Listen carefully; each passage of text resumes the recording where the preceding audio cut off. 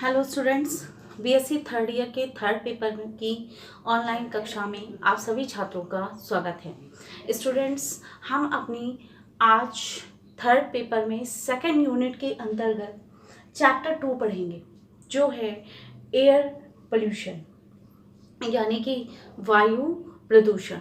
देखिए, वायु प्रदूषण में हम वायु प्रदूषण के सोर्स, उसके मेजर, इफेक्ट और कंट्रोल के बारे में जानेंगे। परंतु उससे पहले हम ये जानेंगे कि एयर पोल्यूशन होता क्या है। देखिए, जो वायु के आवरण हैं, तो उस वायु के आवरण में अनेक ऐसी लाभदायक गैसें हैं, जैसे कि ऑक्सीजन है, नाइट्रोजन है, कार्बन डाइऑक्साइड है, हाइड्रोजन है। ये सारी गैसें हमारी जो है पाई जाती हैं, मतलब एक निर्धारित अनुपात में होती हैं। और हम ये भी कह सकते हैं कि गैसों के अलावा क्या होता है कि कुछ दूसरे घटक, जैसे कि हम कह सकते हैं जलवाष्प है और हमारी औद्योगिक गैसें हैं, तो ये सारी हमारी जो है उपस्थित रहती हैं। इसी के साथ देखिए, हम एयर पोल्यूशन की बात कर रहे हैं, तो एयर पोल्यूशन में हम ये भी जानेंगे कि जो वायु प्रदूषण है, तो ये समझ लीजिए कि वायु प्रदूषण के में हमने आपको बताया कि जब तक ये घटक एक उचित मात्रा में रहते हैं, वायुमंडलीय संतुलन बना रहता है। और दूसरी बात यह है कि वायु प्रदूषण की अगर हम बात करें तो WHO के अनुसार वायु प्रदूषण को स्थितियों तक सीमित रूप से परिभाषित किया जाता है, जिसमें घर के बाहर के परिवेश वायु में पदार्थ ऐसी सांद्रताओं में होते हैं जो कि मनुष्य तथा उसके पर्यावरण के लिए हानिकारक होते हैं। आइए अब हम देखते हैं वायु प्रदूषण के सोर्स, यानी कि उसके स्रोत क्या हैं।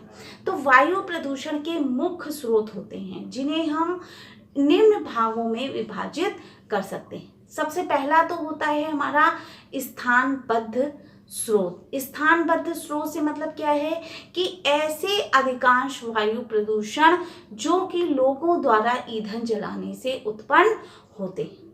और वह कैसे होते हैं? वे गैसीय होते हैं और कणिकामय, यानी दोनों प्रकृति के हो सकते हैं। अब देखिए, अब हमने वायु प्रदूषण यहाँ हम देख रहे हैं, और वायु प्रदूषण में हम क्या देख रहे हैं? सोर्स, यानी स्रोत की बात कर रहे हैं। तो हमने आपको स्थानबद्ध स्रोत तो बता दिए। अब हम बताएंगे आपको दूसरा स्रोत, जो कि है सचल दहन स्रोत, यानी मोबाइल कॉम्बुशन स्रोत। अब इसमें क्या होता है कि ये ऐसे स्रोत होते हैं जो कि ऑटोमोबाइल, लोकोमोटिव आदि होते हैं।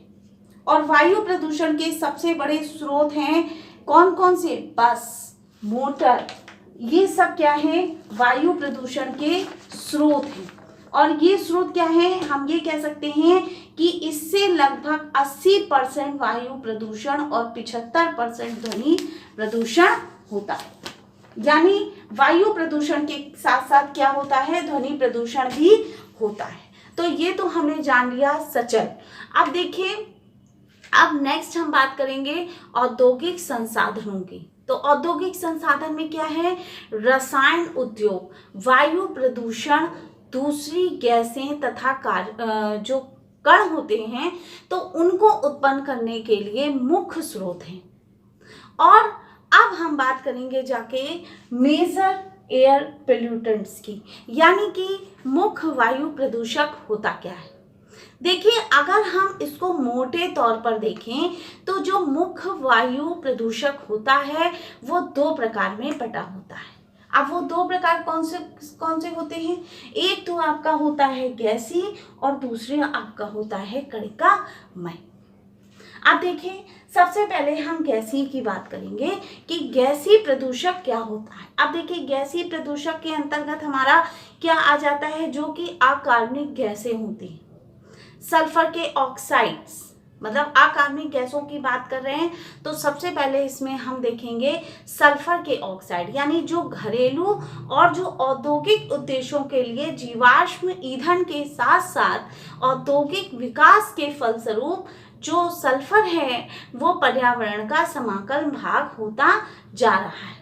तो यहाँ पर देखा हमने सल्फर के ऑक्साइड। अगर इनके प्रभाव को हम जाने तो हम ये कह सकते हैं कि उत्सर्जन के बाद जो सल्फर है वो तेजी से विसरित होकर वायु और स्थल, यानी वायु में भी, स्थल में भी, जल में भी और वनस्पतियों में भी मौजूद दूसरे पदार्थों के साथ अभिक्रिया करता है। तो ये तो हमें जाना किसके बारे में, गैसी प्रदूषक के बारे में। अब सल्फर के ऑक्साइड तो हमने जान लिए क्या होते हैं। अब सल्फर के ऑक्साइड के बाद हम जानेंगे गैसियस में कि कार्बन के ऑक्साइड क्या होते हैं।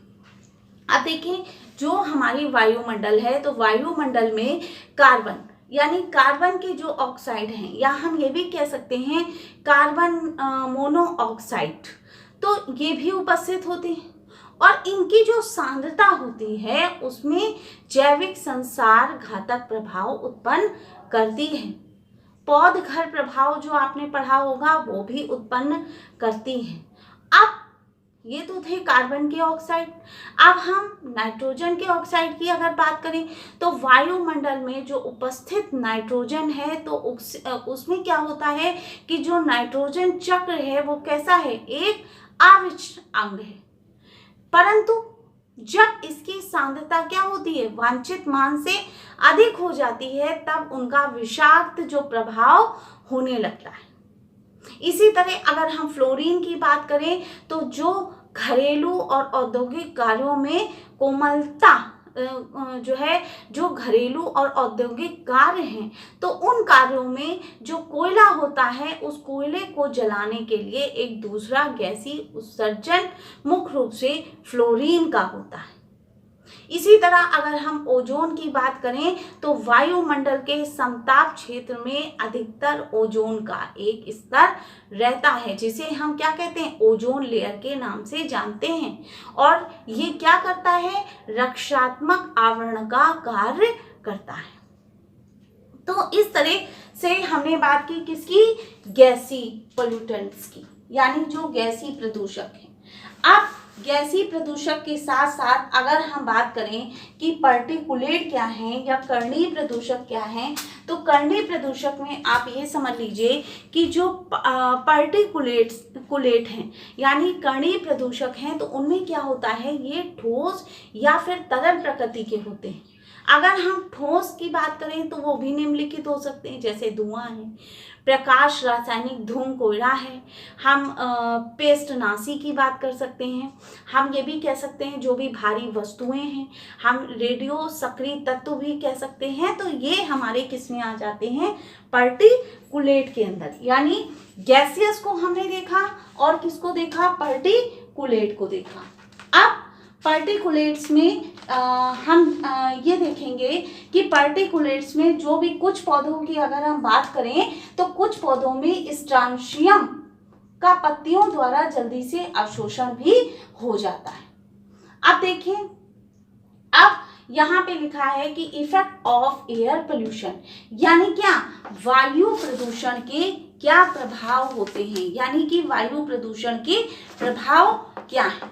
अब देखिए, जब वायु प्रदूषण के प्रभाव के बारे में बात हो रही है तो इफेक्ट जो है उसमें क्या है कि वायु प्रदूषण जो होता है वो मनुष्य से लेकर पौधे तक सभी सजीव प्राणियों और मानव कल्याण से संबंध पदार्थों को प्रभावित करता है। अब इनके इफेक्ट क्या होते हैं, सबसे पहले मानव स्वास्थ्य की क्षति होती है, यानी जो मानव स्वास्थ्य में क्षति होगी।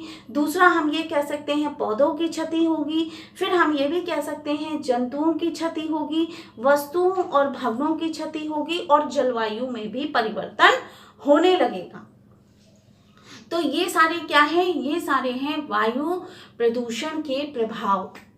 भाई अगर मानव स्वास्थ्य की क्षति है तो ये समझ लीजिए जो वायुजन्य जीवाणु होते हैं, वायुजन्य जीवाणु हैं और बैक्टीरिया हैं और कवक हैं, ठीक है, तो ये सब क्या करते हैं, विभिन्न प्रकार की एलर्जी, ज्वर और त्वचा रोग आदि को उत्पन्न करते हैं।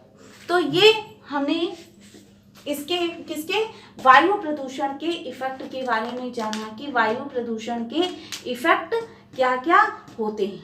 अब देखिए वायु प्रदूषण के इफेक्ट के साथ साथ अगर हम ये बात करें कि कंट्रोल ऑफ एयर पोल्यूशन क्या होता है, यानी अगर एयर पोल्यूशन है तो उसको कंट्रोल भी तो करना चाहिए। तो कंट्रोल ऑफ एयर पोल्यूशन क्या होता है, देखिए जो भी पर्यावरणीय समस्याएं हैं वो इतनी तीव्र होती हैं कि मनुष्य की सभी क्रियाओं की अवस्था घनिष्ठ रूप से पर्यावरण के साथ संबद्ध और अंतर संबंधित होते हैं। अब जो विषाक्त रसायन है और जो मोटर वाहनों के उत्सर्जन है, नाभिकीय परीक्षण है और हम कह सकते हैं जो भी प्राकृतिक स्रोत हैं, तो उन स्रोतों की समाप्ति आदि सभी ने जीव मंडल के विनाश में योगदान दिया है। अब इसके कंट्रोल के लिए जो विधियां हैं वो भी इस प्रकार हैं। सबसे पहले तो हम कह सकते हैं जो भी कारखाने हैं और जो भी उद्योग हैं, जहां तक संभव हो वो नगर सीमा से दूर होना चाहिए, पहला तो ये।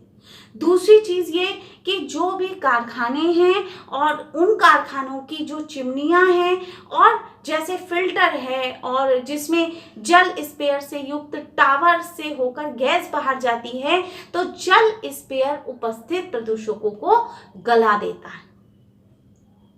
अगर हम बात करें पेस्टनाशी की, तो पेस्टनाशी क्या है कि पेस्टनाशी तथा जो जीवाणुनाशी हैं उनका प्रयोग रोकना चाहिए। वनस्पतियों का अत्यधिक और अवांछित दहन रोकना चाहिए। धूम्रपान पर प्रतिबंध लगाना चाहिए। मोटर वाहन निर्माताओं को बैटरी तथा सौर ऊर्जा से चलित गाड़ियां और हम कह सकते हैं जो ऊर्जा से चलित गाड़ियां हैं उनको बनाना चाहिए।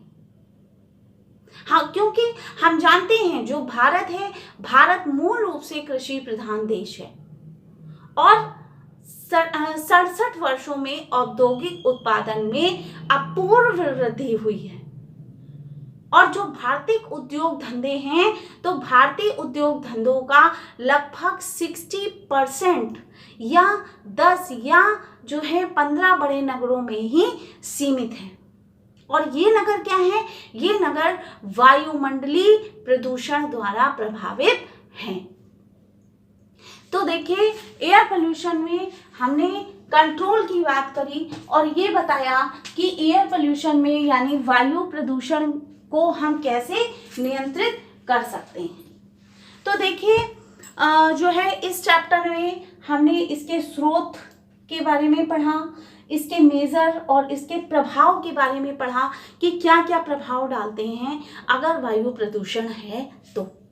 नेक्स्ट हमने अगर वायु प्रदूषण है तो इसको कैसे कंट्रोल किया जा सकता है। आई होप आज का जो चैप्टर था वो आप सभी को क्लियर हुआ होगा। अब हम अपना नेक्स्ट चैप्टर कल पढ़ेंगे। Thank you.